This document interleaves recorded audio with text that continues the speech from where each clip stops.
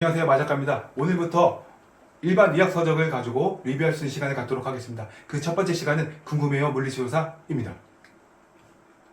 우리나라의 중고등 학생들은 대학 입시와 전공 선택이 무엇보다 가장 중요한 순간입니다. 미래와 목표를 이루기 위해서 밤잠을 줄여가며 공부하고 그런 사이에 내 몸과 내 건강은 망가지고 있습니다.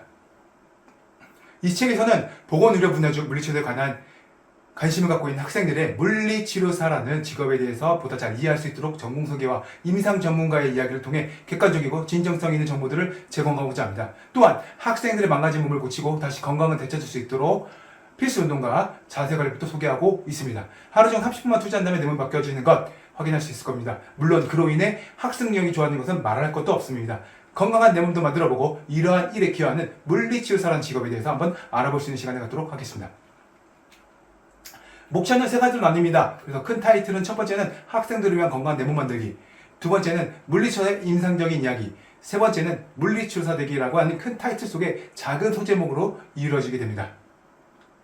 첫 번째, 학생들을 위한 건강한 내 몸 만들기. 좋은 신체 습관으로 시작되는 건강. 1948년 WHO 세계보건기구에서는 건강에 대해서 단순한 질병이나 허약함이 없는 상태가 아니라 신체적, 정신적, 사회적으로 완전한 안녕한 상태라고 규정하고 있습니다. 다시 말해 건강은 단순한 질병이 없는 상태가 아니라는 거죠. 하지만 신체적 기능이 건강에 아주 큰 영향을 미칠 수 있습니다. 그건 바로 통증입니다. 그래서 움직임이 제한되기 때문이죠. 이 상태가 지속되면 피부, 근막, 근육, 그리고 관절을 에워싸고 있는 관절낭 같은 연부 조직이 짧아지게 되고 당연히 그럼 사지에 있는 팔다리 움직임이 줄어들 수밖에 없습니다. 그렇게 되면 비정상적인 자세를 유지할 수밖에 없고 그러면 움직임이 감소하기 때문에 근력의 문제도 생길 수밖에 없습니다. 이는 다시 더 큰 문제적인 발전으로 이루어지게 되고요. 신체적인 문제 때문에 건강이 나빠진 악순환 고리로 유지하게 됩니다. 이러한 상태는 통증 역체가 낮아져 약한 자극에서도 통증을 유발할 수 있게 되고요. 신경이 예민해져 가족과 주변 사람들에게 쉽게 짜증을 낼 수밖에 없습니다. 결국 사회적으로 제 역할을 하지 못하게 될 수밖에 없는 거죠. 건강한 좋은 신체 습관이 하나 나온다고 합니다. 좋은 신체란 바른 자세에서 통증이 없는 바른 움직임으로 적절하게 잘 이루어지는 것을 의미하고, 즉 정적인 바른 자세와 동적인 움직임이 서로 조화롭게 매끄럽게 이루어질 수 있도록 하는 것입니다. 여기에서 가장 큰 영향을 미치는 것은 바로 바른 자세입니다. 바른 자세란 서 있거나 앉아 있거나 누워 있을 때 척추와 팔다리 주변의 스트레스가 가장 적은 자세를 의미하게 됩니다. 바른 자세가 중요한 이유는 바른 자세가 신체 정리를 유지하게 되고요. 몸의 기둥의 역할을 하기 때문에 뼈가 중앙에 위치하게 됩니다. 그렇게 되면은 근육의 균형이 맞아 에너지 효율성이 형성이 되기 때문에 쉽게 말해 가장 적은 근육의 힘으로 자세를 유지할 수 있게 되는 거죠. 또한 균형이 잡힌 근육과 뼈 사이의 혈관과 시간이 잘 소통하고 움직임이 잘 일어나게 되면 신체 대사량이 증가되게 되고, 이러한 대사 활동이 때문에 뇌 혈류를 증가시켜서 뇌 살포의 어떤 자극과 뇌 기능의 활성화를 증가시켜 공부에 대한 효율성을 극대화시킬 수밖에 없습니다. 이것은 바로 물리치료사가 주장하는 건강하고 좋은 습관의 이유입니다.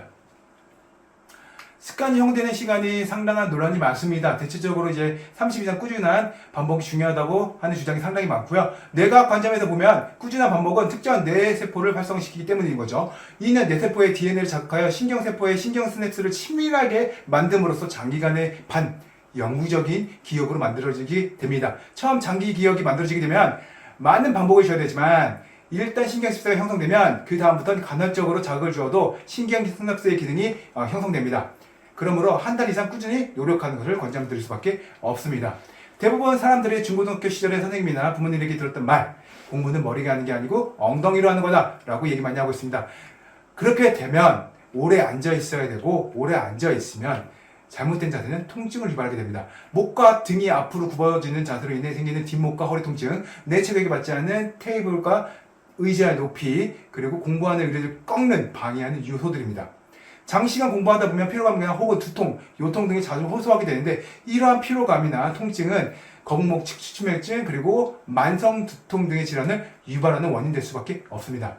예전에 맹자의 어머니가 맹자를 공부시키기 위해서 3번 이셨다고 하는데, 이것은 어떠한 환경이 공부하는데 요소가 된다는 아주 큰 의미를 두고 있습니다.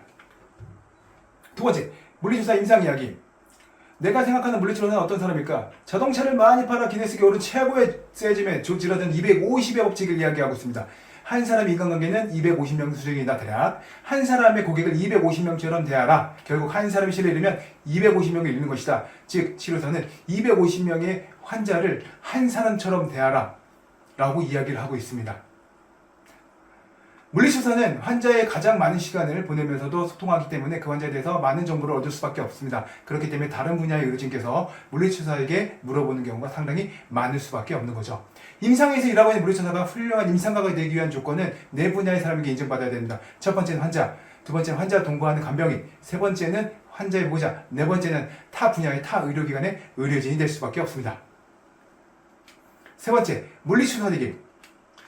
우리나라의 물리치료사 방법은 전국의 4년제 대학 46개 대학과 3년제 대학 40개 대학이 물리치료학과를 졸업하는 것입니다.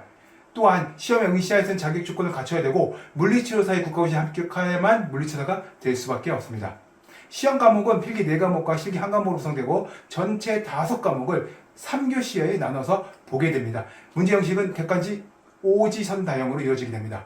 합격 기준은 필기 시험은 전 과목에 총 60점 이상 돼야 되고요. 그리고 각 과목은 40점 이상 이루어지게 되고 실기시험은 60점 이상 득점하는 겁니다. 물리치료사 국가고시는 매년 1회 시행되고 있으며 매년 출제 양식의 변경이나 자세한 내용은 한국보건의료인 국가시험원 홈페이지에서 확인 가능하게 됩니다. 물리치료사는 다양한 분야, 세부 분야로 많이 나눠졌는데요. 특히 우리나라 물리치료사 같은 경우에는 어떤 전문적인 분야로 상당히 많아지고 있습니다. 그래서 첫 번째는 신경계 물리치료, 두 번째는 근골계 물리치료, 심호흡계 물리치료, 스포츠 물리치료, 소아 물리치료, 특수질환 물리치료, 그리고 통증과 관련 물리치료, 그리고 수중 물리치료, 그리고 군병원 물리치료, 산업체 물리치료, 최근엔 동물 물리치료까지 이루어지고 있습니다.